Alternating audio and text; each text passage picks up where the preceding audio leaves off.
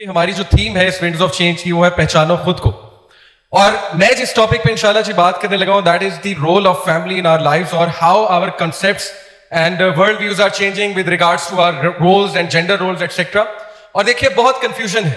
असल में बात यह है कि एज ऑफ इंफॉर्मेशन है और इसमें इतने व्यूज हैं, इतने पॉडकास्ट हो रहे हैं, इतने लोग बात कर रहे हैं इश्यूज को लेके, राइट?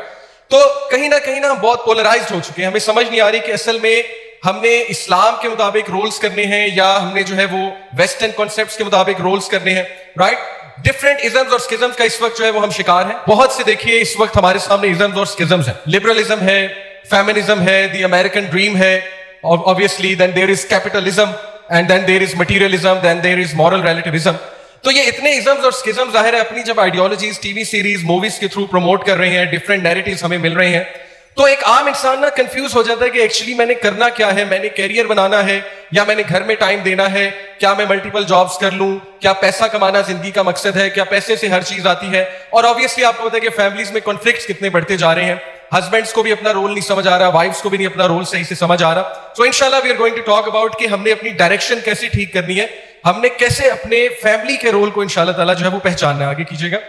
ये तस्वीर जो है my respected brothers and sisters, मेरे नजदीक 21वीं सदी की सबसे इंपॉर्टेंट तस्वीर है। इसमें आप देखिए कि एक फैमिली दिखाई है और उसमें एक हस्बैंड वाइफ और बीच में बच्ची है। बच्ची को जो पंजा खींच रहा है वो LGBTQ का पंजा है। और आपको पता है कि आजकल बहुत एग्रेसिवली वो कार्टून्स में, डिज्नी की मूवीज में, एनिमेटेड मूवीज में, नेटफ्लिक्स का 80% कंटेंट जो है टीवी सीरीज मूवीज उसमें कोई LGBTQ कैरेक्टर जरूर होता है। तो मासूम बच्चों का माइंड खराब करना, उन्हें जेंडर आइडेंटिटी पे कंफ्यूज करना, इवन हमारे अपने ड्रामास जो औरत को पंजा खींच रहा है आप देख सकते हैं, that is the claw of feminism, radical feminism. और वो बकायदा उसका हिजाब उतारने की कोशिश की जा रही है और उसे कहा जा रहा है कि ये कैद है, ये जंजीरें हैं, कम ऑन, इससे अपनी जान को छुटकारा दो। और टीवी सीरीज ऐसी बन रही, नेटफ्लिक्स पे को दिखाते हैं एक मुस्लिम कैरेक्टर, उसके घर इंतहाई कंजर्वेटिव हैं घर वाले, उसको जबरदस्ती हिजाब कराया हुआ है, उसको जबरदस्ती नमाज पढ़ाई जा रही है। अचानक से उसका कोई दोस्त बनता है, मेल फ्रेंड गोरा, वो उसे दुनिया फिराता है, वो उसे दिखाता है कि मैं तुम्हें दिखाता हूं कि असल में लाइफ है क्या, उसे ट्रैवल कराता है। उसके बाद वो कहती है कि मेरे पेरेंट्स ने हर वक्त मुझे बंद रखा, मेरी एस्पिरेशंस को खत्म किया, मेरी ड्रीम्स को खत्म किया, मुझे रोका, वगैरह वगैरह।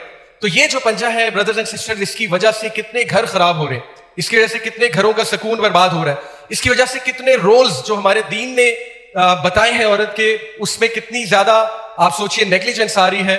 हमारे सामने वो सिचुएशन है, अल्लाह माफ करे। और जो मर्द है, अल्लाह अकबर, उसको जो पंजा खींच रहा है, दैट इज द 18+ इंडस्ट्री।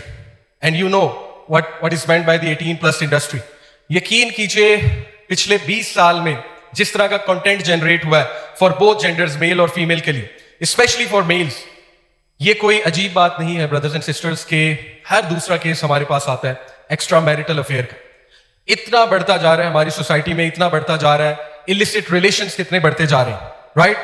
और शिकायत आती है हमारे पास कि ऐसे ऐसे प्रॉब्लम्स में इन्वॉल्व है मर्द और ऐसे ऐसे मसाइल का शिकार है कि हम सुन के हैरान रह जाते हैं, अल्लाह माफ करिए चल क्या रहा है, क्या ये इतना ही कॉमन है?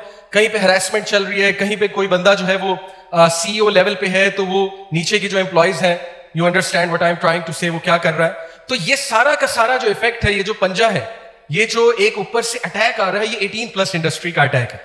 तो यकीन कीजिए ये 3 चीजें इस वक्त हमारी फैमिली को तोड़ने पर तुली हुई कि इनके कॉन्सेप्ट्स खराब कर दो, इनको कंफ्यूज कर दो, इनके घरों से सुकून ले लो, इनमें लड़ाइयां डलवाओ, इनमें कॉन्फ्लिक्ट्स पैदा करो।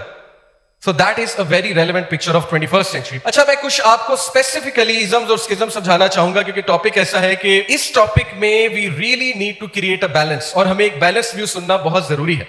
मैं आपको बताऊं कि बैलेंस्ड व्यू बहुत मुश्किल से मिलता है आजकल ऑनलाइन।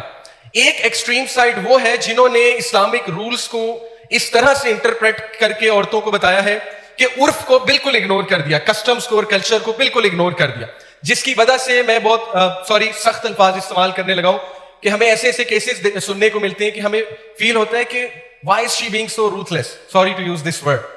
यानी दीन इतना रूथलेस भी नहीं है जितनी रूथलेस डिमांड्स हम कर रहे हैं। दीन में एहसान का कॉन्सेप्ट है, कॉम्प्रोमाइज का कॉन्सेप्ट है, दीन में बहुत सी और चीजें भी हैं। सिमिलरली जब मेल साइड पे आए तो उनमें भी बैलेंस मिसिंग है। वो भी कल्चर को इस्लाम से ज्यादा प्रेफरेंस देते हैं, वो भी उर्फ को, कस्टम्स को इस्लाम के भी ऊपर रख देते हैं। और ये दोनों जो व्यूज हमें मिल रहे हैं, हमसे झूठ बोला जा रहा है। आज की सदी का सबसे जो बड़ा झूठ है दैट इज के हम हाइपर इंडिपेंडेंट हैं। हम सबको सुपर डुपर इंडिपेंडेंट होना चाहिए, हमें किसी की जरूरत नहीं है, हमें अपने पैरों पे खड़ा होना चाहिए। अब ये सुनने में बहुत अच्छी लगती है बात, लेकिन इसका हमारे सबकॉन्शियस पे इफेक्ट क्या है brothers and sisters? Aahista Aahista हम एस्ट्रेंज्ड जनरेशन बनते जा रहे हैं, आहिस्ता आहिस्ता हम सेल्फिश बनते जा रहे हैं, आहिस्ता आहिस्ता हमारी जनरेशन इल्यूजन्स ऑफ चॉइस इस फिनोमिना का शिकार होती जा रही है कि मेरे पास तो चॉइस ही बहुत है। इसीलिए तो डिवोर्सेस होती है ना, because we have created this illusion कि there are lots of choices. अगर तुम्हें थोड़ा सा भी ना मिले, never settle for anything less, because there are so many others waiting for you. So I believe कि जो कंटेंट जनरेट हुआ है पिछले 20 साल में कैपिटलिज्म की वजह से, कंज्यूमरिज्म की वजह से, इंडिविजुअलिज्म की वजह से। इंडिविजुअलिज्म इन शॉर्ट क्या है कि मी माई सेल्फ एंड आई, मेरा जिस्म मेरी मर्जी। सोसाइटी से पहले इंडिविजुअल आता है, individual welfare matters before public welfare. ये सारी इंडिविजुअलिज्म की थ्योरीज है और उसके डिजास्टर्स इफेक्ट्स वेस्ट में हम देख रहे हैं। डिवोर्सेस की शक्ल में राइट्स की एक जंग वहां पे लड़ी जा रही है, घरों का सुकून, घर तो खैर दूर की बात, घर तो वहां वैसे ही टूट चुके हैं, अब तो वो नेक्स्ट लेवल पे, अल्लाह माफ करे। ये एक हदीस मैं आपको सुनाना चाहूंगा, अल्लाह के नबी ने इंडिविजुअलिज्म के हवाले से पहले से मना फरमा दिया था। मैं आपको साइंटिफिकली भी बता दूं, सारी साइंस इस बात को बैकअप करती है कि एक इंसान को डिपेंडेंट है दूसरे इंसानों पे। अल्लाह ने मर्द को औरत पे डिपेंड किया, औरत को मर्द पे डिपेंड किया है। This is how family runs. ऐसा नहीं हो सकता कि लोग आपस में डिपेंडेंट हैं ही नहीं। ये अलग बात है कि कोई इनजस्टिस करे फिर मामला खराब हो जाता है। तो हमारे नबी ने जो हदीस हमें बताई, दैट इज के शैतान वुल्फ की तरह है, भेड़िए की तरह। शैतान कभी भी रेवड़ पे अटैक नहीं करता है, कम्युनिटी पे अटैक नहीं करता है, जब तक लोग इकट्ठे हैं अटैक नहीं करता है। भेड़िया क्या करता है? बकरी को बिल्कुल साइड पे ले जाता है, अलहदा कर देता है, और उसके बाद जो बिल्कुल अकेली हो जाती है तो फिर उस पर हमला करता है। सिमिलरली हमारे नबी सल्लल्लाहु अलैहि वसल्लम ने हमें वार्न कर दिया ब्रदर्स एंड सिस्टर्स कि शैतान उस बिलीवर पे हमला करता है जो अकेला है।